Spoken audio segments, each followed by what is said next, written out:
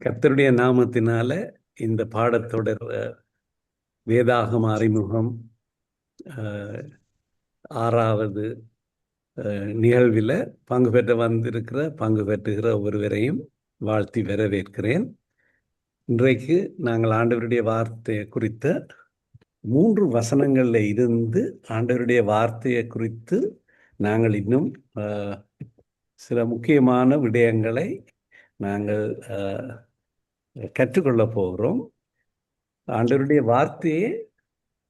வார்த்தையை எங்களுக்கு வெளிப்படுத்துகிறது, வார்த்தையை பற்றி எங்களுக்கு சொல்லுகிறது, வார்த்தையை பற்றிய சத்தியங்களை எங்களுக்கு வெளிப்படுத்துகிறது வார்த்தை.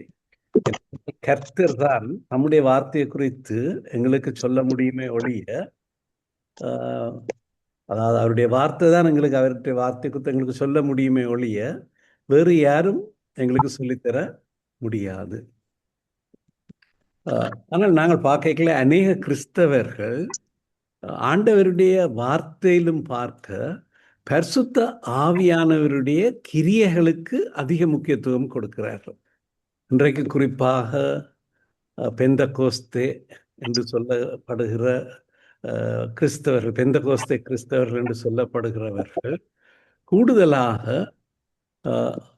ஆவியானவரால் கொடுக்கப்படுகிற வெளிப்படுத்தல் தீர்க்க தரிசனங்களுக்கு முக்கியத்துவம் கொடுக்கிறார்கள். ஆனால் நாங்கள் வார்த்தைக்கு அதிக முக்கியத்துவம் கொடுக்க வேண்டும். நாங்கள் 1 கொரிந்தியர் 13 பார்த்தால் அங்கே நாங்கள் பார்க்கிறோம், தீர்க்க தரிசனங்களானாலும் ஒழிந்து போம், அறிவானாலும் ஓய்ந்து போம், அன்பு ஒரு காலம் ஒழியாது என்று சொல்லி அங்கே சொல்றாங்க. தீர்க்க தரிசனங்களானாலும் ஒழிந்து போம், அந்நிய பாஷைகளானாலும் ஓய்ந்து போம், அறிவானாலும் ஒழிந்து போம். இப்போ நம்முடைய அறிவு குறைவுள்ளது, தீர்க்க தரிசனம் சொல்லுதலும் குறைவுள்ளது. எனவே இந்த ஆவியின் வரங்கள் இருக்கின்றன, அதற்கு ஒரு முக்கிய இடம் இருக்கின்றது எங்களுடைய ஆவிக்குரிய வாழ்க்கை. ஆனால் தீர்க்க தரிசனங்கள் கூட நிறைவானது அல்ல. மற்றது அந்நிய பாஷைகள் ஓய்ந்து போகும், அறிவானது ஒளிந்து போகும். ஆனால் ஆண்டவருடைய வார்த்தை எப்பொழுது நிலை நிற்கிறது. இயேசு சொன்னார், வானமும் பூமியும் ஒளிந்து போனாலும் என்னுடைய வார்த்தைகளோ ஒளிவதில்லை. ஆண்டவருடைய வார்த்தை ஒருபோதும் ஒளியாது. ஆண்டவருடைய வார்த்தை எப்பொழுதும் ஆண்டவருடைய வார்த்தையாகவே அது நிலைத்திருக்கிறது. ஆனபடியினால நாங்கள் கிறிஸ்தவர்களாகிய நாங்கள் பரிசுத்த ஆவியானவருடைய கிரியைகள், அவருடைய வெளிப்பாடுகள், அவருடைய அற்புதங்கள், அதிசயங்களை எல்லாம் நாங்கள் விசுவாசிக்கிறோம், அவற்றை எங்களுடைய வாழ்க்கையில் அனுபவிக்கிறோம். ஆனால் எல்லாவற்றிலும் பார்க்க ஆண்டவருடைய வார்த்தை முதன்மையானது, முக்கியமானது. நாங்கள் அதை குறித்து சில வார்த்தைகளை இன்றைக்கு நாங்கள் பார்க்க போகிறோம். அப்போ நாங்கள் எப்பொழுதும் ஆண்டவருடைய வார்த்தைக்கு திறந்த உள்ளத்தோடு நாங்கள் அதை ஏற்றுக்கொள்கிறவர்களாக, வார்த்தை ஏற்றுக்கொள்கிறவர்களாக இருக்க வேண்டும். ஆவியானவருடைய கிரியைகள் உண்டு. ஆவியானவர் தான் வார்த்தையை எங்களுக்கு தந்தவர், ஆவியானவர் தான் வார்த்தையை எங்களுக்கு வெளிப்படுத்துகிறவர். அங்கே யோவான்ல இயேசு சொன்னார், சத்திய ஆவியாகியவர் வரும் பொழுது சகல சத்தியத்துக்குள்ளும் எங்களை நடத்துகிறார்.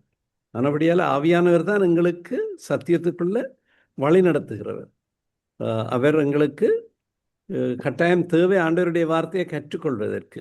இப்போ நாங்கள் இதில் இன்றைக்கு சொல்கிற விஷயம் என்னென்றால், ஆண்டவருடைய வார்த்தைக்கு நாங்கள் முக்கியத்துவம் கொடுக்க வேண்டும், ஆவியானவருடைய கிரியைகளிலும் பார்க்க.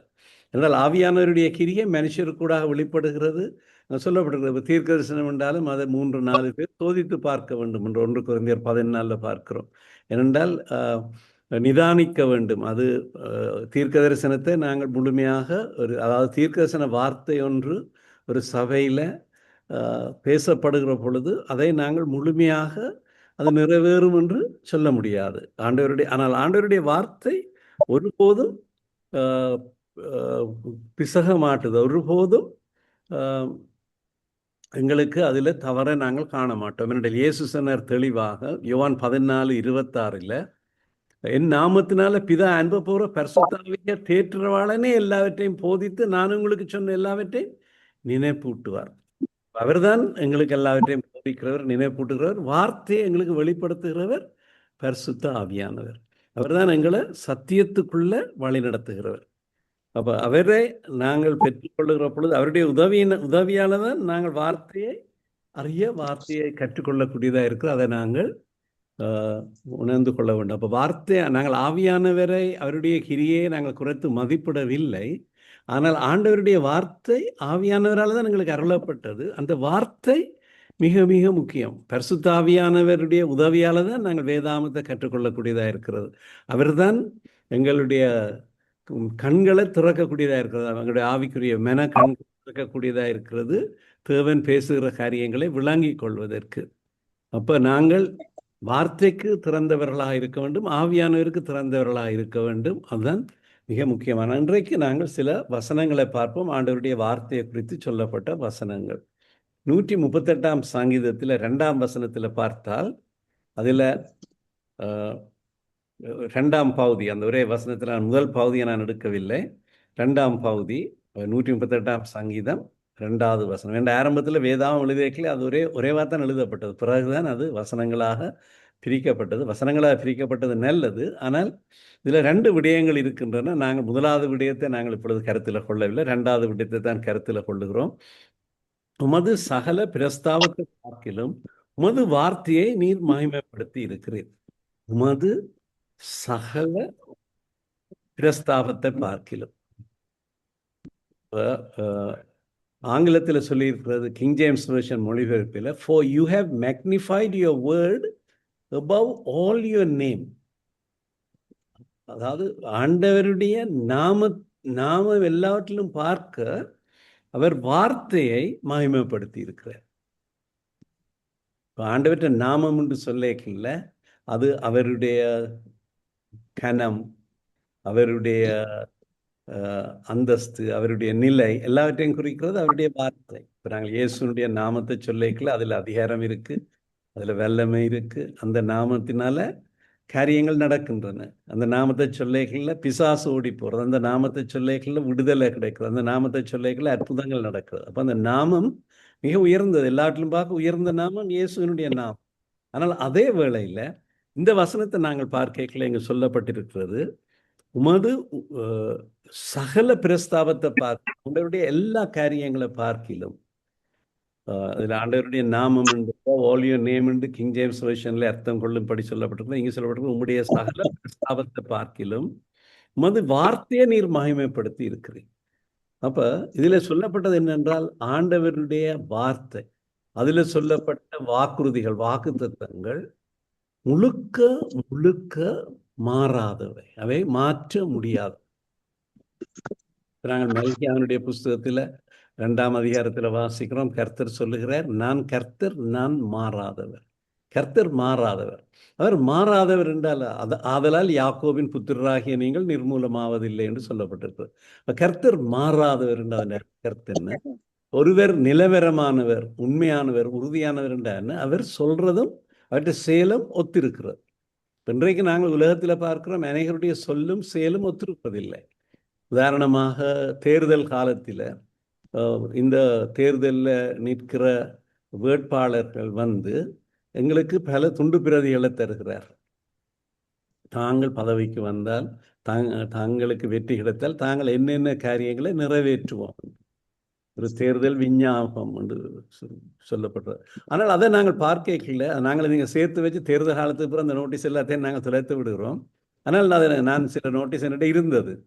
சிலர் வெற்றி பெற்றதுக்கு பிறகு அந்த நோட்டீஸை எடுத்து நான் வாசித்து பார்த்தேன். அவர்கள் சொன்னதில் ஒன்றும் கூட நிறைவேற்றின மாதிரி தெரியல. ஆனால் நிறைய பேசி இருக்கிறார். அப்போ நாங்கள் நிறைய காண்கிறோம், உலகத்தில் பலர் பேசுகிறார்கள், ஆனால் பேசுகிறதை அவர்கள் செய்கிறதில்லை. வாக்குறுதிகளை கொடுக்கிறார்கள், அவற்றை நிறைவேற்றுவதில்லை. ஆனால் தேவன் அப்படிப்பட்டவர் அல்ல. தேவனுடைய வார்த்தை அவருடைய சகல பிரஸ்தாபத்தை பார்க்கலாம், ஆண்டவருடைய சகல காரியங்களை பார்க்கிலும் அவருடைய வார்த்தையை கர்த்தர் மகிமைப்படுத்தி இருக்கிறார். அதாவது ஆண்டவருடைய வார்த்தை அவ்வளவுக்கு மாறாது, ஒருபோதும் மாற்றப்பட முடியாது. இப்போ ஆண்டவருடைய பெயர் என்று சொல்லிக்கல, அவருடைய நாமம், அது அவரை பிரதிபலிக்கிறது. அவருடைய நாமத்தை சொல்லிக்கல, எங்களுக்கு ஒரு பெயர் இருக்கிறது.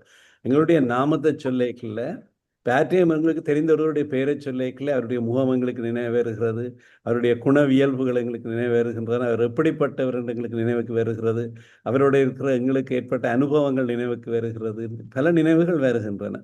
ஆண்டவருடைய நாமம் நினைக்கல, அது ஒரு தூய்மையான நாமம், அது ஒரு உன்னத நாமம், உயர்ந்த நாமம், மாறாத நாமம். ஆனால் அவருடைய நாமத்திலும் பார்க்க, அவருடைய சகல பிரஸ்தாபத்திலும் பார்க்க அவர் தம்முடைய வார்த்தையை மகிமைப்படுத்தியிருக்கார். அதை நாங்கள் இதில் வலியுறுத்தி சொல்லுகிறோம். ஏனென்றால் இதனுடைய அர்த்தம் என்னென்றால் ஆண்டவர் தன்னுடைய வார்த்தையை நிறைவேற்றுவார். அவருடைய செயல் எல்லாம் அவருடைய வார்த்தையை நிறைவேற்றுவதுதான் அவருடைய செயல்.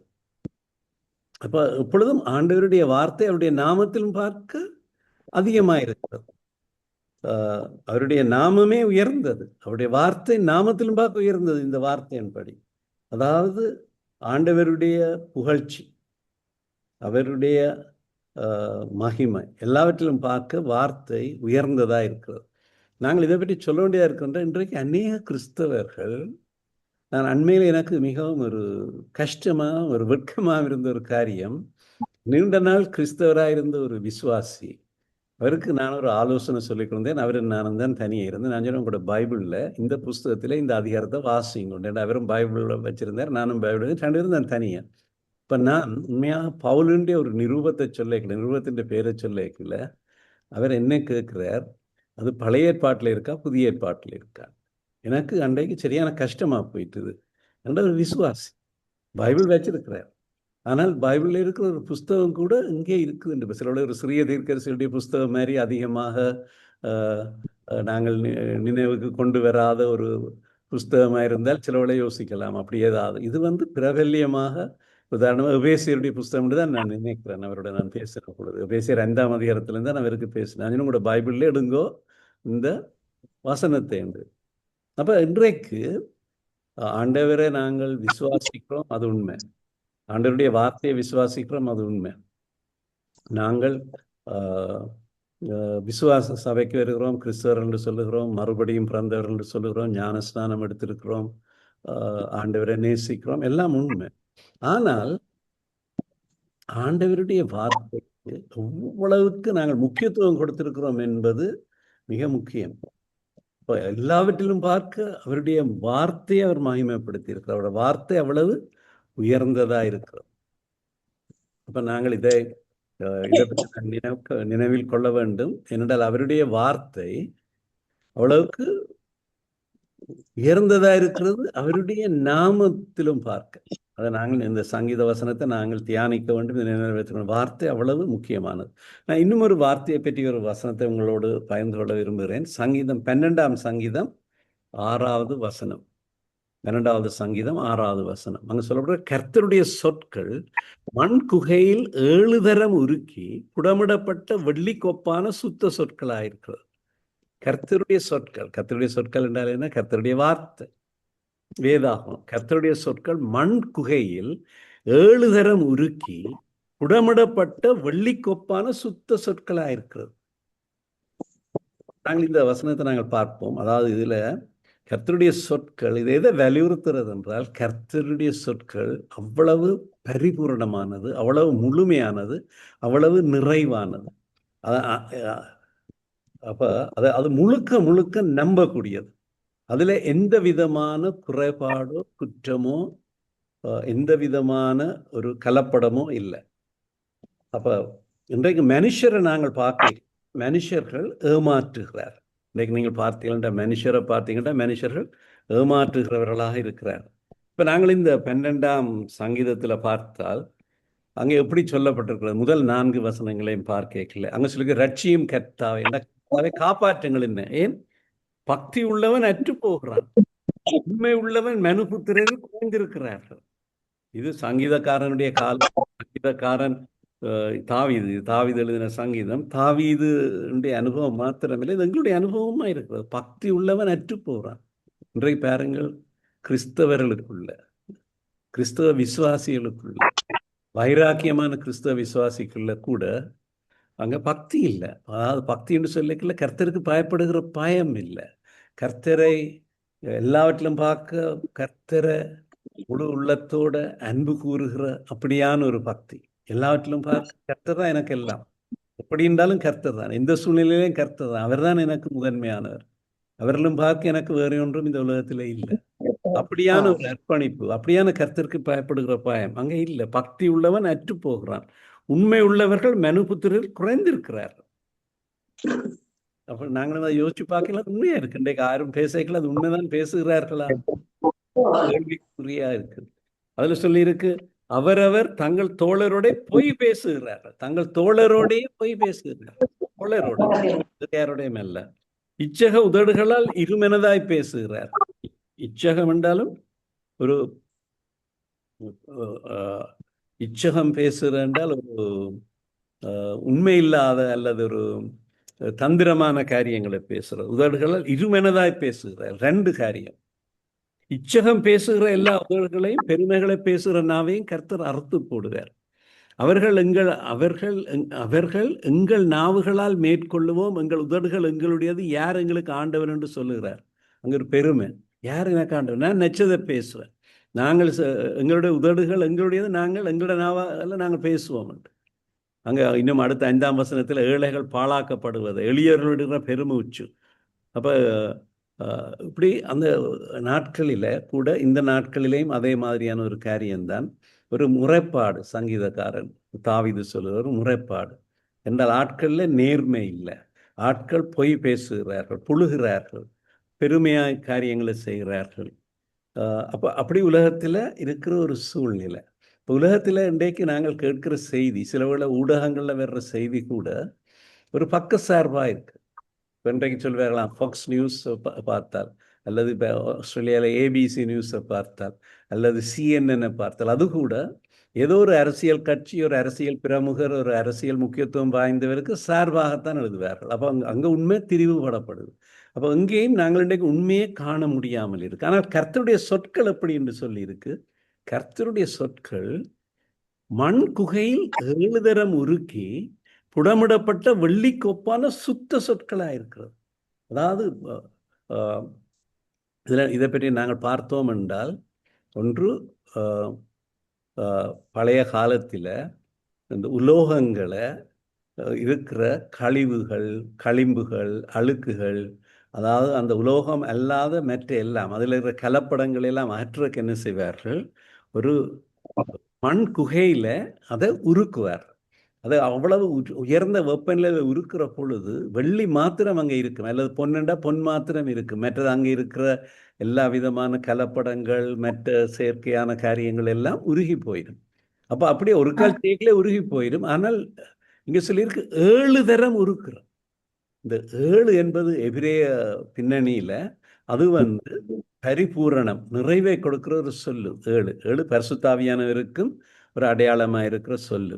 இப்போ இங்கே நாங்கள் காண்கிறோம், தாவீது இந்த சங்கீதத்தில் கர்த்தருடைய சொற்கள் எப்படி 7 தரம் உருக்கப்பட்ட, மண் குகையில் 7 தரம் உருக்கி புடமிடப்பட்ட, ரிஃபைண்ட், அதை சுத்தமாக்குற வெள்ளிக்கு ஒப்பான சுத்த சொற்கள்.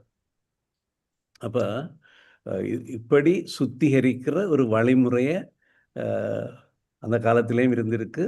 தாவீது அதை எங்களுக்கு நினைப்பூட்டுகிறார். அந்த விதமாக சுத்திகரிக்கப்பட்ட புடமிடப்பட்ட சொல், சுத்த சொற்கள்.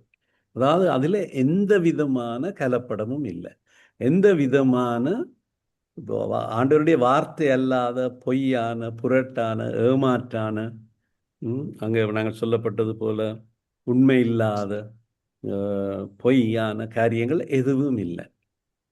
அப்போ முதல் முதல் 4 வசனங்களிலேயும் தாவீது ஒரு முறைப்பாடு போல சொல்றாரு. அங்கே ஒருத்தனும் இல்லை, பக்தி உள்ளவன் இல்லை, உண்மை உள்ளவன் இல்லை, பொய் பேசுகிறார்கள், இச்சக உதடு, இருமெனதாய் பேசுகிறார்கள், பெருமையாய் பேசுகிறார்கள், தங்களுடைய நாவெல்லாம் நம்பி இருக்கிறார்கள், நாங்கள் இதையும் பேசலாம் என்று சொல்லி நினைக்கிறார்கள். இப்போ அப்படியான ஆட்கள் மத்தியில் ஆண்டவருடைய வார்த்தையை ஒப்பிடப்பட்டு, அங்கே ஆண்டவருடைய வார்த்தை சுத்த சொற்கள். அதுவும் எப்படியான சொற்கள், மண் கையில் 7 தரம் உருக்கி புடமிடப்பட்ட வெள்ளிக்கு ஒப்பா இருக்குன்னா, அந்த வெள்ளி அவ்வளோ பியோர் கோல்டு, அதில் எந்த விதமான ஒரு களிம்போ எதுவும் இல்லை. இப்போ ஆண்டவர் எதை சொல்லுகிறாரோ அதை செய்கிறவர்.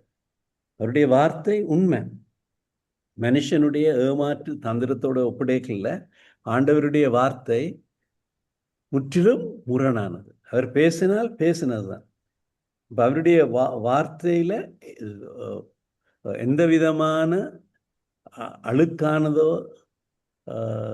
களிம்பானதோ எந்த விதமும் ஜீரோ. அங்கே எந்தவித போலியும் இல்லை, எந்தவித ஏமாற்றும் இல்லை, எந்தவித தந்திரமும் இல்லை. இப்போ இந்த வசனத்தை நாங்கள் தியானிக்க வேணும். ஆண்டவருடைய வார்த்தை அவ்வளவு அவ்வளவு புனிதமானது, அவ்வளவு சுத்தமானது, அதான் நாங்கள் பரிசுத்த வேதாகமம் என்று சொல்லியிருக்கு. பரிசுத்த வசனங்கள், ஆண்டவருடைய வார்த்தை. இப்போ அதை நாங்கள் வடிவாக புரிந்து கொள்ளணும். ஆண்டவருடைய வார்த்தை அவ்வளவு நம்பகரமானது. இப்போ ஆண்டவருடைய வார்த்தை நாங்கள் கற்றுக்கொள்ள நடைமுறையில் கூட எங்களோட வாழ்க்கையில் நான் ஒரு சம்பவத்தை உங்களுக்கு நினைவுபூட்ட விரும்புகிறேன். 1989ஆம் ஆண்டு நான் நினைக்கிறேன் மார்ச் மாதம் அப்படி ஆரம்பத்தில் 89ஆம் ஆண்டு நான் யாழ்ப்பாணத்திலிருந்து மோட்டார் சைக்கிளில் வந்து கொண்டிருக்கிறேன். நெல்லியடியில் அன்றைக்கு ஒரு சம்பவம் நடக்குது. எனக்கு தெரியாத அந்த சம்பவத்துக்குள்ள நான் ஆகப்பட்டுட்டேன். அன்றைக்கு அங்கே இருக்கிற அந்த இந்திய இராணுவத்தின் அந்த முகாமின் கமாண்டிங் ஆஃபீஸரை சுட்டுட்டாங்க. புலிகள் வந்து சுட்டுட்டாங்க. அங்கே பெரிய ஒரு கலைபெறம். ஆக்கள் எல்லாம் ஓடி போயிட்டேன் அந்த ஏரியாவை விட்டு. நான் அதுக்கெல்லாம் மோட்டார் சைக்கிளில் வந்து ஆகப்பட்டுட்டேன். எனக்கு முன்னுக்கு போனவரை எனக்கு தெரிந்தவரை சுட்டுட்டான். நினைக்கிறேன் சுட்டில் அதை பற்றி சொன்ன மாதிரி எனக்கு ஞாபகம் இருக்குன்றாலும் திரும்ப இப்போ நினைப்பு சொல்கிறேன். ஆனால் அது முக்கியமான விஷயத்தை நான் என்ன சொல்கிறேன் என்றால், அந்த 3 இந்திய இராணுவத்தினர் எனக்கு நேர துப்பாக்கியில் நீட்டினார்கள். நான் மோட்டார் சைக்கிளில் இருக்கேன். பிரேக் போட்டு நிப்பாட்டி 2 கையை உயர்த்தி போட்டு நிற்கிறேன். 3 துப்பாக்கி எனக்கு நேர செட்டியாக எய்ம் பண்ணி கொண்டு இருக்குது. அவங்க ட்ரிகரை தட்டினான்டா நான் இந்த உயிர் போயிடும். ஆனால் அந்த நேரம் பரிசுத்தாவின் எனக்கு நினைப்பூட்டின இந்த வசனங்கள் 91ஆம் சங்கீதத்தில் இருக்கிற 14, 15ஆம் வசனங்கள். இந்த வசனங்கள் இப்படி சொல்லுது: அவன் என்னிடத்தில் வாஞ்சியா இருக்கிறபடியால் அவனை விடுவிப்பேன். என் நாமத்தை அவன் அறிந்திருக்கிறபடியால் அவனை உயர்ந்த அடைக்கலத்திலே வைப்பேன். அவன் என்னை நோக்கி கூப்பிடுவான், நான் அவனுக்கு மறு உத்தரவு அருளி செய்வேன். ஆபத்திலே அவனுடைய கூட இருந்து அவனை தப்புவித்து அவனை கனப்படுத்துவேன். நீடித்த நாட்களால் அவனை திருப்தியாக்கி என் ரட்சிப்பை அவனுக்கு காண்பிப்பேன். இது ஆண்டவருடைய வார்த்தை. 91ஆம் சங்கீதம். நான் நினைக்கிறேன் எங்களில் பலர் மனப்பாடமாக அறிந்திருக்கிற சங்கீதம்.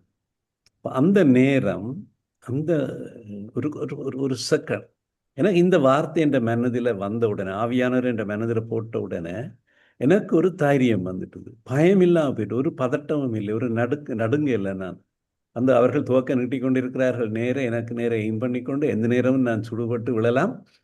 ஆனால் நான் அதை பற்றி ஒன்றும் யோசிக்கல. இந்த வசனம் தான் எனக்கு ஞாபகத்துக்கு வந்தது.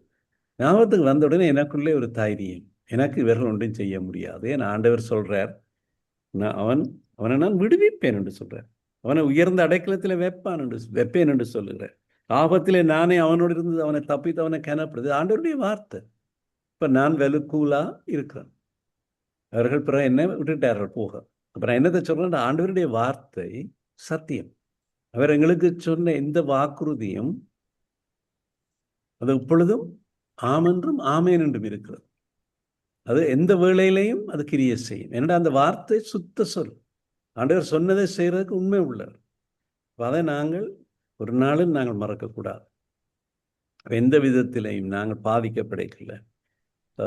ஆண்டவருடைய வார்த்தை தான் எங்களை காப்பாற்ற. ஆண்டவருடைய வார்த்தை தான் எங்களுக்கு சமானத்தை தர்ற. ஆண்டவருடைய வார்த்தை தான் எங்களுக்கு வழிகாட்டியா இருக்கிறது. டேவிட் லிவிங்ஸ்டன் என்று சொல்லி ஆப்பிரிக்காவுக்கு போன ஒரு மிஷனரி. எத்தனையோ மிஷனரி மேல் ஆப்பிரிக்காவுக்கு போய் அங்கே இறந்துட்டார். அங்கே சொல்றது ஆப்பிரிக்காவை முந்தி மிஷனரிகளுடைய கல்லறை. ஆனால் டேவிட் லிவிங்ஸ்டன் போய் வெற்றிகரமாக, அதுவும் ஆப்பிரிக்கா கரையோரப்பகுதியிலிருந்து உள்நாட்டுக்கு போய், அவர் ஒரு வைத்திய மிஷனரி, ஒரு மெடிக்கல் மிஷனரி போய் அவர் வெற்றிகரமாக அந்த மக்கள், அவர்கள் எந்தவித கலாச்சாரம் இல்லாத மாம்சம், ஆட்களுடைய ஒருவர் கொண்டு சாப்பிட்ற அப்படியான மாம்சம் புசிக்கிற ஆட்கள். ஆனால் அவர்கள் மத்தியில் அவர் போய் வெற்றிகரமாக ஊழியத்தை செய்து லண்டனுக்கு வந்து திரும்பி ஒரு விடுமுறைக்கு லண்டனுக்கு வந்தார் கொஞ்சம் காலத்துக்கு பிறகு. அப்போ பல இடத்துல அவரை கூப்பிட்டு பேச சொன்னார். எல்லா இடத்துலையும் சொன்ன ஒரே ஒரு காரியம், டேவிட் லிவிங்ஸ்டன் நீங்கள் எப்படி போய் திரும்பி வந்தீர்கள்? அவர் சொன்னார் ஒரே ஒரு காரியம், ஆண்டவர் சொன்ன இந்த வாக்குறுதியை நான் பற்றி கொண்டேன். என்ற ஆண்டவர் சொன்ன வாக்குறுதி, அவர் உண்மை உள்ள, அவருடைய வாக்கு ஒரு நாளும் பிசகாது. மத்தேயு 28ஆம் அதிகாரத்தில் கடைசி வசனம், அங்கே ஆண்டவர் வார்த்தையில் சொல்லியிருக்க, அவர் இந்த பிரதான கட்டளையை கொடுத்துட்டு சொன்ன கடைசி வசனம், அவர் சொல்லுகிறார், இதோ உலகத்தின் முடிவு பரியந்தம் சகல நாட்களிலும் நான் உங்களுடனே கூட இருக்கிறேன் என்றார். இதோ உலகத்தின் முடிவு பரியந்தம் சகல நாட்களிலும் உங்களுடனே கூட இருக்கிறேன். ஆண்டவர் வாக்குகிற, என்னோட ஆண்டவர் கூட இருக்கிறேன். அந்த வார்த்தை, அவர் கூட இருக்கிறார் என்னோட. இது அவருடைய பணி, அவர் அழைத்த பணி, அவர் அழைத்த மிஷன் ஊழியத்துக்காக நான் போனது.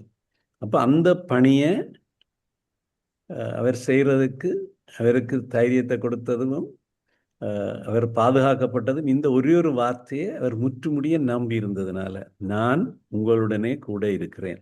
அதாவது சகல நாட்களிலும் நான் உங்களுக்கு கூட இருக்கிறேன். இப்ப ஆண்டவருடைய வார்த்தை அவர் எதை சொன்னாரோ அது சத்தியம். எழுதரம் புடமிட்டப்பட்ட சுத்த வெள்ளி போன்றது. அது சுத்தமான வெள்ளி, எழுதரம் புடமிடப்பட்டது. அப்ப அது கர்த்தருடைய சொற்கள் மண் குகையில் எழுதரம் உருக்கி புடமிடப்பட்ட வெள்ளிக்கொப்பான சுத்த சொற்களாயிருக்கிறது. அப்ப ஆண்டவருடைய வார்த்தையில் இருக்கிற ஒவ்வொரு சொல்லுக்கும் ஒரு நோக்கம் இருக்கு, ஒவ்வொரு சொல்லுக்கும் வல்லமை இருக்கு. ஆண்டவர் எதற்காக இந்த வார்த்தையை பேசினாரோ அந்த வார்த்தை நிறைவேறும். நாங்கள் இன்னும் ஒரு வசனத்தை பார்ப்போம். ஏசாயா 55ஆம் அதிகாரத்தில் 10-11 வசனங்கள். ஏசாயா 55ஆம் அதிகாரத்தில், ஏசாயா 55 விளங்கிக் கொள்ளக்கூடிய ஒரு நல்ல ஒரு உதாரணத்தோட கூட ஆண்டவருடைய வார்த்தையை பற்றி சொல்லியிருக்கு. ஏசாயா 55 10-11 நாங்கள் அதை வாசிக்கிறேன். மாரியும் உறைந்த மழையும் வானத்திலிருந்து இறங்கி அவ்விடத்துக்கு திரும்பாமல் பூமியை நினைத்து அதில் முளை கிளம்பி விளையும்படி செய்து விதைக்கிறவனுக்கு விதையையும் புசிக்கிறவனுக்கு ஆகாரத்தையும் கொடுக்கிறது எப்படியோ அப்படி என் வாயிலிருந்து புறப்படும் வசனமும் இருக்கும். அது வெறுமையா என்னிடத்துக்கு திரும்பாம், அது நான் விரும்புகிறதை செய்து நான் அதை அனுப்பின காரியமாகும்படி வாய். ஆண்டவர் எப்பொழுதும் இயற்கையோட சம்பந்தப்பட்ட காரியங்களை தான் ஆண்டவர்கிட்ட வார்த்தையில ஆண்டவர் உதாரணமாக பயன்படுத்துகிறார். எங்களுக்கு தெரியும் மாறி மழை, எங்கட பகுதியில் மழை பெய்கிறது. உறைந்த மழை, உறைந்த மழைன்ற ஸ்னோ, அது சில நாடுகளில் கனடா போன்ற நாடுகளில் ஸ்னோ விழும் ஐரோப்பாவில். அப்போ இங்கே மழையோ ஸ்னோவோ அது என்ன தண்ணீர், வாட்டர், H2O அங்கே வானத்திலேருந்து வேறு பொழியப்படுது. அது வானத்திலேருந்து இறங்கி அது உடனே அவ்விடத்துக்கு திரும்ப அது உடனே வானத்துக்கு போகிறது இல்லை. அது வானத்திலேருந்து இறங்கி சில வேலை செய்யுது. என்ன செய்யுது? பூமியை நினைக்குது. நினைக்கிறதால அங்கே நடக்குது, முளை கிளம்புது, விளையும்படி செய்யுது. அந்த இன்றைக்கு நீர்ப்பாசனம் தான் பயிர் முளை இருக்கு. பூமியை நினைத்து அதில் முளை கிளம்பி விளையும்படி செய்து அங்கே 2 காரியம் நடக்குது. அது விதையால் அதில் வேற அறுவடை ஒன்று, விதைக்கிறவனுக்கு விதை, அடுத்தது புசிக்கிறவனுக்கு ஆகாரம். இப்போ என்ன செய்கிறோம்? நாங்கள் அறுவடை செய்கிறோம். அது முளைத்து முளை கிளம்பி அது பயிராகி அது பயிர் வளர்ந்து அதில் இப்போ நெல் என்றால் அதில் நெல் கதிர்கள் தோன்றி அது முற்றி கடைசியாக அது அறுவடை செய்யப்படும். அறுவடை செய்கிறதுன்ற ஒரு பகுதியை இந்த விவசாயம் என்ன செய்கிறான், அடுத்த முறை அடுத்த முறை விதைக்கிறதுக்கு அவன் விதை எடுத்து வைக்கிறான். விதைக்கணும், அடுத்த முறை விதைத்துகிற ஒரு பகுதியை. மற்ற பகுதி என்ன செய்கிறான், அவன் தான் புசிக்கிறான் அல்லது விற்கிறான் அதில் மற்றவர்களுக்கு ஆகாரத்துக்காக. அப்போ எங்களுக்கு தெரியும், மழை பெய்தால்தான் பயிர் செய்யலாம். இப்போ எங்களோட பகுதியில் இப்போ கொஞ்சம் காலநிலை மாறிட்டுது. முந்தி அநேகமாக எங்களுடைய பகுதியில், இப்போ இந்த வடக்கு, இப்போ நான் இருக்கிற பகுதியில் செப்டம்பர் மாதம் நடுப்பகுதியில் மழை பெய்யும், சரியா பெய்யும். இப்போ மாறிட்டுது. செப்டம்பர் நாங்கள் சொல்ல நடுப்பகுதியில் மழை. இங்கே நீங்கள் பார்த்தீங்கன்னா இந்த வெள்ளை பகுதி, இஞ்சால குடத்தனை பகுதி, அப்படி சொல்கிறாங்க, வயல் இருக்கிற இடங்கள்ல எல்லாம் செப்டம்பர் மாதம் கிட்டேக்கில் விவசாயிகள் என்ன செய்வார்கள், இந்த நிலங்களில் குப்பை கூலங்கள் எல்லாம் கொண்டு வருவார்கள். இயற்கை பசலைகளை கொண்டு வருவார்கள். குப்பை கூலங்கள், இதெல்லாம் எல்லாம் கொண்டு வந்து போடுவார்கள். பிறகு என்ன செய்வார்கள், உழுறக ஆயத்தமாவார்கள். சில மழை வரப்போகுதுன்னு சரி புழுதி விதைப்பு கூட செய்வார்கள். அதை உழுது போட்டு இன்னும் மழை சரியாக இல்லை விதைச்சிடுவார்கள். என்ன தெரியும், மழை சரியாக வர வேண்டும். சில வேளை அப்படி மழை வர்ற நேரம் உழுது விதைப்பார்கள். இப்போ என்ன நடக்குது, கொஞ்ச நேரத்தில் பார்த்தா அந்த நிலத்தில் ஒரு சின்ன ஒரு பச்சை நிறமாக ஒரு கீரலாக ஒன்று வரும். பிறகு பார்க்க இது இங்கே வானம் பார்த்த பயிர் செய்கிறதான இங்கே நீர்ப்பாசனம் இல்லை. எங்களோட பகுதியில் மழை பெய்யும், சரியா மழை பெய்யும், அளவாக மழை பெய்யும். மழை பெய்ய இந்த இது முளைச்சு வளர்ந்து கொண்டு வரும். பார்த்து கொண்டு இருக்க விளைஞ்சு கொண்டு வரும். அப்புறம் கொஞ்சம் காலம் இருக்க அது கொஞ்சம் பெருசாக வரும். அப்புறம் கொஞ்சம் காலம் பார்க்க அதில் கதிர் வரும். அப்புறம் அதில் நெல்மணிகள் சின்னனாக வரும். பிறகு அது வளர்ந்து முற்றும். பிறகு என்ன செய்வார்கள், அறுவடை செய்வார்கள். அறுவடை செய்து அதை சூடு மிதித்து நெல் எல்லாம் எடுத்து சாக்கில் கட்டி கொஞ்சத்தை அடுத்த முறை விதைக்கிறதுக்கு எடுத்து வைப்பார்கள், கொஞ்சத்தை சாப்பிட்றதுக்கு வைப்பார்கள், கொஞ்சத்தை விற்பனை செய்வார்கள். இப்போ அது நிச்சயம், அதில் எந்த விதமான சந்தேகம் இல்லை. எங்களுடைய வீட்டில் இப்போ நிறைய மழை பெய்தால் நிறைய புல்லு முளைக்கும். இப்போ நான் புல்லு சரியாக முளைச்சிடும், பிறகு நுழம்பெல்லாம் பெறும். அப்போ நாங்கள் என்ன செய்கிறோம், பிறகு இந்த புல் எல்லாத்தையும், புல்லுகள் செடிகள் எல்லாம் இப்போ எங்களோட வீட்டில் நாங்கள் எல்லா புல்லையும் விராண்டி எடுத்து மண்வெட்டியால் கொத்தி எடுத்து இப்போ வெறும் நிலமாக தான் இருக்கு. ஒரு புல்லு அனைவரத்துல இல்லை. இப்போ பெரிய புல்லுகளிடமெல்லாம் இப்போ வெறும் மண்ணாக இருக்குது. இப்படி இருக்குது. இப்போ சொல்லுங்க, இப்போ ஒரு மழை பெய்ய போகுதுண்டு, ஒரு 2-3 தடவை மழை பெய்துட்டு போக டக்குண்டு அதுக்குள்ளே ஒரு புல்லு வந்துடும், ஏதாவது வந்துடும். சில விட அதுக்குள்ளே வேறு விதைகள் இருந்து எங்களுக்கு தெரிஞ்சுள்ள பாயத்தம் கண்டும் வரும். சில விட அதுக்குள்ளே பாகல் கண்டு வரும், இந்த பீர்க்கங்க வரும். அது ஏதோ விதைகள் அதுக்குள்ளே இருக்குது, அது முளைக்கும். அது மட்டும் இதை பேசாமல் இருக்குது. அந்த மழை வந்தால் தான் அது பூமியை நினைச்சாதான் அங்கே முளை கிளம்ப போகுது.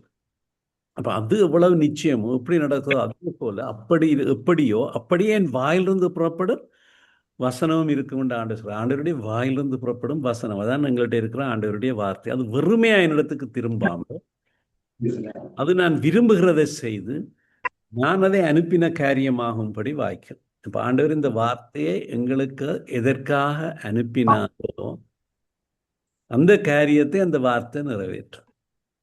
அதுல எந்தவித சந்தேகமும் இல்லை. அப்ப இயற்கையோட சேர்ந்து மழை பெய்தால்தான் பயிர் முளைக்கும். இல்லாட்டி நாங்கள் நீர் பாய்ச்ச வேணும். அப்படி இல்லாட்டில் நீர் பாய்ச்சி பயிர் செய்யலாம். அதுக்கு தண்ணீர், அதாவது ஒன்றில் மழையா வரும் அல்லது உறைந்த மழையா வரும் அல்லது நாங்கள் நீர் பாசணும். அப்போ இந்த தண்ணீர் தான் பூமியை நினைத்து முளை கிளம்பி அதை விளையும்படி செய்யுது. அதே போல ஆண்டவருடைய வாயிலிருந்து புறப்படும் வசனம் என்ன செய்யும், அது வெறுமையா என்னிடத்துக்கு திரும்பாம். இப்போ திரும்பவும் அந்த தண்ணீர் வந்து மேலே ஆவியா போய்த்தான் திரும்பியும் மழையா பெய்யுது. அந்த வார்த்தை என்னத்துக்காக அந்த ஆண்டவர்கிட்ட வார்த்தை கொடுக்கப்பட்டதோ அந்த வார்த்தை அது கொடுக்கப்பட்ட நோக்கத்தை நிச்சயமாக நிறைவேற்றும்.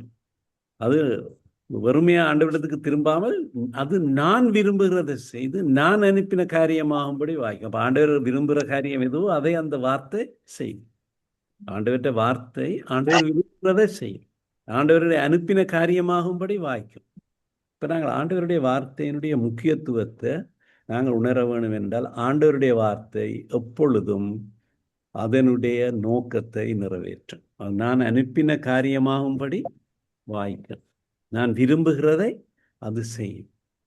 அப்போ கர்த்தருக்கு ஸ்தோத்திரம். நாங்கள் ஆண்டவருடைய வார்த்தையை தான் நாங்கள் விசுவாசிப்போம். ஆண்டவர் பேசின வார்த்தை எங்களோட கையில் ஒரு அடக்கமாக ஒரு பரிசுத்த வேதாகமம் என்று சொல்லி 66 புஸ்தகங்களை கொண்ட ஒரு புஸ்தகம் எங்களுக்கு கொடுக்கப்பட்டிருக்கு. இப்போ இந்த வார்த்தை ஆண்டவருடைய நோக்கத்தை நிறைவேற்றுது. அவனுடைய தான் இந்த வார்த்தையால் எங்களுக்கு இந்த வார்த்தையை நாங்கள் தேவ வசனமாக ஏற்றுக்கொண்டு அதை விசுவாசித்து அதை நாங்கள் தியானித்து அதன்படி நாங்கள் செய்கிற பொழுது எங்களுக்கு அங்கே மகிழ்ச்சி இருக்கு, அங்கே எங்களுக்கு சமாதானம் இருக்கு, அங்கே எங்களுக்கு விடுதலை இருக்கு, வெற்றி இருக்கு. என்றால் ஆண்டவருடைய நோக்கம் அதுதான். இப்போ ஆண்டவருடைய ரட்சிப்பு கிடைக்கிறது இந்த வார்த்தையால். வார்த்தையை வாசித்து தான் நாங்கள் ரட்சிப்படைகிறோம். வார்த்தையை வாசித்து தான் நாங்கள் ஆசீர்வதிக்கப்படுகிறோம். வார்த்தையை வாசித்து தான் அதில் இருக்கிற வாக்குத்தத்தங்களை பற்றி கொண்டு தான் எங்களுடைய வாழ்க்கையில் நாங்கள் சாதனை படைக்கவும் முன்னேறவும் கூடியதாக இருக்குது. இப்போ பூமிக்கு எப்படி மழை ஜீவனை கொண்டு வருகிறதோ அதே மாதிரி ஆண்டவருடைய வாக்குறுதிகள் ஆண்டவருடைய வார்த்தை எங்களுக்கு வெற்றியை கொடுப்பது நிச்சயம். இப்போ நாங்கள் ஆண்டவருடைய வார்த்தையை அப்படியே எடுத்துக்கொள்ளலாம். ஆண்டவர் சொன்னால் நாங்கள் அதை விசுவாசித்தால் அது எங்களுடைய வாழ்க்கையில் நிறைவேறும். இப்போ வேதாகமத்தில் தேவன் பேசின அத்தனை வசனங்களும் அந்த நோக்கத்தை நிறைவேற்றும். அதாவது தேவன் எதற்காக அதை பேசினாரோ அவர் எதை விரும்பினாரோ அந்த வார்த்தை நிறைவேற்றும் என்று அவை யாவும் நிறைவேற்றும். அதாவது வேத வாக்கியங்களில் கர்த்தர் பேசின வார்த்தைகள் யாவும் தேவன் அதை எதனை நிறைவேற்றும் என்று, அவருடைய எந்த நோக்கத்தை நிறைவேற்றும் என்று, அவருடைய எந்த சித்தம் எந்த விருப்பம் நிறைவேற்றும் என்று இருக்கும் அந்த காரியத்தை நிச்சயமாக நிறைவேற்றும். அதில் சந்தேகமே இல்லை. இப்போ ஆண்டவருடைய வார்த்தையில ஒவ்வொரு வார்த்தையிலையும் ஒரு நோக்கம் இருக்கு, அதுல வல்லமை இருக்கு. ஒரு முறை ஒரு சாட்சி நான் கேட்ட சாட்சி, ஒரு ஒரு ஒரு ஒரு சகோதரி விசுவாசி. ஆனால் அவருக்கு ஒரு நெருங்கிய உறவினர் ஒருவர் இருந்தார், அவருடைய சித்தப்பாவோ மாமாவோ. அவர் ஒரு நாளும் ஆண்டவரை விசுவாசிக்கிறது இல்லை, ஏற்றுக்கொள்றது இல்லை. என்னத்தை ஆண்டவற்ற காரியங்களை சொன்னாலும் அவர் அதை ஒரு ஏளனமாக ஆண்டவற்ற வார்த்தையை பற்றி ஒரு அதே ஒரு வசனமாக ஏற்றுக்கொள்ள இல்லை. அப்போ ஏதாவது வாக்குவாதம் பண்ணி சொல்லி கொண்டிருப்பார். அப்போ இந்த பிள்ளை கஷ்டப்பட்டு அவரை ஒரு நாளைக்கு சர்ச்சுக்கு கூட்டி கொண்டு போகணும் என்று சொல்லி எத்தனையோ முறை கஷ்டப்பட்டு ஒரு நாள் சர்ச்சுக்கு அவர் கடைசியாக வாரண்டு வந்துட்டார். அன்றைக்கு சர்ச்சுக்கு வரைக்குள்ள போதகர் பிரசங்கம் பண்ணைகள் எடுத்த வசனங்கள் கூட ஒரு ஜீனியாலஜி, ஒரு பரம்பரையை பற்றி, இப்போ உதாரணமாக நாங்கள் இப்போ ஆதியாகமத்தில் பார்த்தால் ஆதியாகமத்தில் இருக்குது, எண்ணாகமத்தில் இருக்குது. அது எந்த பகுதியிலேருந்து சொன்னேன்னு தெரியல. அதில் இவர் பிறந்தார், இவ்வளவு வருஷம் வாழ்ந்தார், இவர் மரித்தார், இன்னாரை பெற்றார், இவர் மரித்தார், பிறகு அவர் இவ்வளவு காலம் வாழ்ந்தார், இன்ன பிள்ளைகளை பெற்றார், பிறகு மரித்தார். இந்த வசனத்தை தான், இப்படி ஒரு வசனத்தை தான் போதர் அண்டைக்கு எடுத்து அந்த செய்தியில பிரதானமான ஒரு வேத பகுதியாக பேசியிருக்கிறார். அப்ப இந்த வாலிப பெண்ணுக்கு, இந்த பெண்ணுக்கு சரியான கோபம் போதர்ல. நான் இந்த கஷ்டப்பட்டு இன்றைக்கு இந்த மாமாவை இங்க மாமாவும் சித்தப்பா இங்க கூட்டிட்டு வந்துட்டேன், இவர் இதை சொல்லி கொண்டு போறார். இதால இன்றைக்கு எனக்கு இப்போ ஆராதனை முடிஞ்சு போய்க்கல, இவர் எனக்கு நல்ல ஒரு கேலி பண்ண போறார், என்ன கிண்டல் பண்ண போறார் இது என்று சொல்லி. ஆனால் என்னது அந்த வார்த்தை ஊடாக பரிசுத்தாவியானவர் அவரோட பேசினார். இவர் பிறந்தார், என்ன பிள்ளைகள் பிறந்தது, விழாகாலம் வாழ்ந்தார், மரித்தார். அடுத்தவர் அவர் வந்து பிறந்தார், அவருக்கு என்னென்ன பிள்ளைகள் பிறந்தது, விழாகாலம் வாழ்ந்தார், மரித்தார். ஆனால் அதனூடாக ஆண்டவர் பேசினார், நானும் ஒரு நாளைக்கு மரிப்பேன் என்று சொல்லி அவருக்கு அந்த மரணத்தை பற்றி ஒரு உணர்வு வந்தது. அப்போ அவருக்கு இந்த வாழ்க்கையை விட நிச்சயமற்றது என்ற உணர்வு வந்தது. அவர் அன்றைக்கு கர்த்தரை ஏற்றுக்கொண்டார். இப்போ சிலோட நாங்கள் நினைக்கிற மாதிரியெல்லாம் ஆண்டவருடைய வார்த்தை கிரிய செய்கிறது. ஆண்டவருடைய வார்த்தை கிரிய செய்கிறது வித்தியாசம். அது சுத்த சொல். அது ஆண்டவருடைய நோக்கத்தை, அப்போ ஆண்டவருடைய வார்த்தை சிலோட எங்களுக்கு விளங்கி கொள்றதில்லை. சில பகுதியில் வாசிச்சுட்டு ஏன் இதை பற்றி இப்படி பைபிளில் சொல்லி இருக்கு, இந்த மாதிரி ஏன் இப்படியான ஒரு சம்பவம் சொல்லி இருக்கு. ஆனால் ஒவ்வொரு சொல்லுக்கும் ஒரு அர்த்தம் இருக்கு. நாங்கள் எங்களோட சிற்றறிவால சிலோட இந்த வசனங்களை வாசிச்சு போட்டு விளங்கி கொள்ளாமல் இருக்கிறோம். ஆனால் ஆண்டவருடைய வார்த்தை, பண்மையில கூட நான் ஒரு வேத பகுதியை வாசித்தேன். அங்கே ஒரு ராஜாவை பற்றி இருந்தது. அந்த ராஜா கர்த்தருடைய பார்வையில் செம்மையானதை செய்தான் என்று சொல்லியிருக்கு. ஆனால் பிறகு அவன் சில காரியங்களில் விக்கிரகங்களுக்கு இடம் கொடுத்தான். அதால் பிறகு என்ன நடந்து அவன் கடைசியா அவன் மரித்து போனான் என்று சொல்லி அவனை பற்றி பிறகு அவன் நல்லா ஆரம்பித்தான், இடையில விட்டுட்டு போனான். அப்போ அந்த வார்த்தை வாசிக்க ஒரு ஒரு பயம் உண்டாயிட்டு. இப்போ மிகவும் கிட்டடியில் நான் வாசிச்சேன் என்றால் நாங்கள் கூட, யாராவது விசுவாசிகள் கூட நாங்கள் நன்று ஆரம்பிக்கலாம், கர்த்தருடைய பார்வையில் செம்மையானதை செய்யலாம். நாங்கள் சிலரோட வழி விலகி போக முடியும். கர்த்தருடைய ரட்சிப்பை கூட இழந்து போகணும். சிலர் சொல்றார்கள், ஒருக்கா ரட்சிக்கப்பட்டால் அப்படி ஒரு உபதேசம் இருக்கு, நாங்கள் எப்பொழுதும் அந்த ரட்சிப்புக்குள்ள இருப்போம், அந்த ரட்சிப்பை ஒருவரும் இழந்து போக மாட்டார்கள். ஆனால் வேதத்தில் தெளிவாக சொல்லி இருக்கு பின்மாற்றமா போறதை பற்றி. பிரகாசிக்கப்பட்டு இந்த இனி வர்ற உலகங்களை பற்றி எல்லாம் ருசி பார்த்து தேவனுடைய ஈவை இழந்து போறதை பற்றிய எச்சரிப்புகள் வார்த்தையில் இருக்கு. பாவத்தின் வஞ்சனையில் சிக்குண்டு பின்மாற்றக்காரரை பற்றி, அவர்களுடைய பின்னிலைமை முன்னிலையும் பார்க்க அதிக கேடுள்ளதாக இருக்குன்னு கூட சொல்லியிருக்கு. அப்போ நாங்கள் ஏன்னு சொல்லியிருக்கு, அதிக பிலிப்பியர் 2ஆம் அதிகாரத்தில் சொல்லியிருக்கு, அதிக பயத்தோடு நடுக்கத்தோடு உங்கள் ரட்சிப்பு நிறைவேற பிரயாசப்படுங்க. ரட்சிக்கப்பட்டோம், கர்த்தருக்கு ஸ்தோத்திரம். ஆனால் ரட்சிக்கப்படுற இன்னும் எங்களுக்குள்ள இருக்கு. ஆனால் ரட்சிப்பு நிறைவேறும். இப்போ நாங்கள் இந்த உலகத்தை விட்டு நீங்கி போய் கர்த்தருடைய சமத்துவ போக்கில் எங்களை ரட்சிப்பு நிறைவேறும். அப்போ இந்த ரட்சிப்பை நாங்கள் காத்துக்கொள்ளணும், இந்த பரிசுத்தத்தை நாங்கள் காத்துக்கொள்ளணும். அதோட அங்கே நாங்கள் விதைக்கப்படைக்கல எல்லா விதையும் முளைக்குது. ஆனால் அந்த உள்ளுக்குள்ள வித உலக கவலை ஐஸ்வர்யத்தின் மயக்கத்தால் நெருக்குண்டு அது பலன் கூட இல்லாமல் போயிட்டு இன்னும் ஒரு விதைக்கு முளைக்குது. ஆனால் அது வந்து கற்பாறையில் போட்ட விதை, அது வந்து வேறுன்ற முடியலை. இந்த கற்பாறையில் அது ஈரம் இருந்தபடியில கொஞ்சம் முளைச்சுது. ஆனால் வெயில் வந்த பொழுது காஞ்சு போச்சு. வசனத்தின் நிமித்தம் வேற உபத்திரவத்தினால, துன்பத்தினால, சில சூழ்நிலைகளால நாங்கள் ரட்சிப்பை கூட இழந்து போகலாம். இப்போ ஆண்டவருடைய வார்த்தை எச்சரிக்குது எங்களை. ஆண்டவருடைய வார்த்தை அதான் ஒவ்வொரு பகுதியும் தேவை. ஒவ்வொரு பகுதியையும் நாங்கள் வாசிக்க வேண்டும், ஒவ்வொரு பகுதியும் தியானிக்க வேண்டும். ஆவியானவர் எங்களுக்கு வார்த்தை கூடாக வழி நடத்துகிறார் இல்லை, வார்த்தையை விளங்கிக் கொள்ள வழி நடத்துகிறார். மற்ற ஆண்டவருடைய வார்த்தையை குறித்து பார்க்குற ஒரு விஷயம் என்னென்றால், நாங்கள் ஒரு நாளும் ஆண்டவருடைய வார்த்தையை வாசித்து களைத்து போக மாட்டோம், எக்ஸோஸ்டடாக போக மாட்டோம். இனி இனி என்ன இருக்கு, எல்லாம் எனக்கு தெரியும் என்று சொல்லிடுறது. அது வெறும் முறை வார்த்தையை பார்க்கல, வாசிக்கல, அன்றைக்கு இருக்கிற சூழ்நிலைக்கு, அன்றைக்கு இருக்கிற தேவைக்கு ஏற்ற மாதிரி ஆண்டவர் அதனூடாக பேசுகிறார். சில ஒரு முறை நாங்கள் வார்த்தையை முந்தி பார்க்கல, அதில் ஆண்டவர் ஒரு காரியத்தை சொல்கிறார், அதே வார்த்தை தான். ஆனால் இப்போ எங்களோட சூழ்நிலைக்கு ஏற்ற மாதிரி அதில் இருந்து ஒரு சத்தியத்தை ஆண்டவர் எங்களுக்கு வெளிப்படுத்துகிறார். ஆண்டவருடைய வார்த்தை அவ்வளவு ஆழமானது. அதை நாங்கள் அதனுடைய ஆழத்தை நாங்கள் கண்டுகொள்ள முடியாது. ஏன் நாங்கள் எப்பொழுதும் வார்த்தையை வாசிக்கணும். இப்போ நான் இன்றைக்கு வலியுறுத்த விரும்புகிற காரியம் இதுதான். ஆண்டவருடைய வார்த்தை முக்கியம். இப்போ நாங்கள் ஆராதிக்கிறோம், கர்த்தர் ஆராதனை முக்கியம்.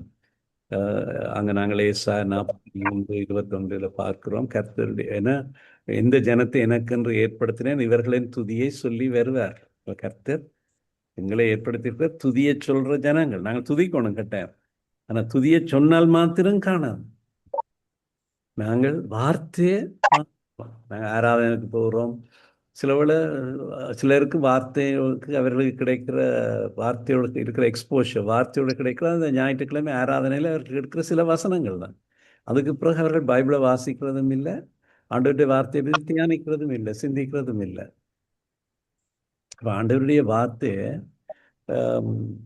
சிலோட அடுத்த ஞாயிற்றுக்கிழமை வரைக்கும் போன ஞாயிற்றுக்கிழமை என்ன செய்தி என்று கேட்டால் சிலருக்கு அது தெரியாது.